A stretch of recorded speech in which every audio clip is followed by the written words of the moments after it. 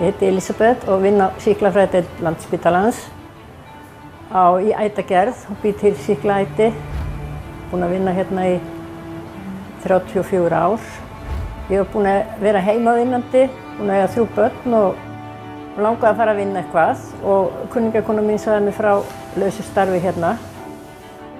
Ég stökk á það. Við þekkjum svo vel að við þurfum alltaf að tala saman stundum, við bara lesum hugsanir hvor annarar. Gott að vera hérna. Góður yfirmenn og enn hætt núna, hætti 1. mars.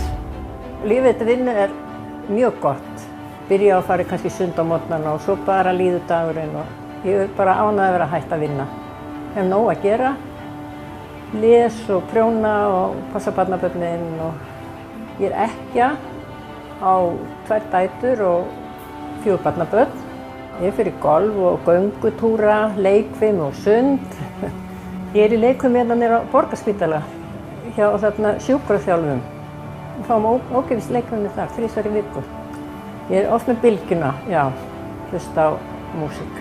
Bítlarnir náttúrulega og Rolling Stones og þetta gamla góða. Raggi Bjarna og Ellie og bara svona. Ég yfirleitt alltaf eitthvað að snúast.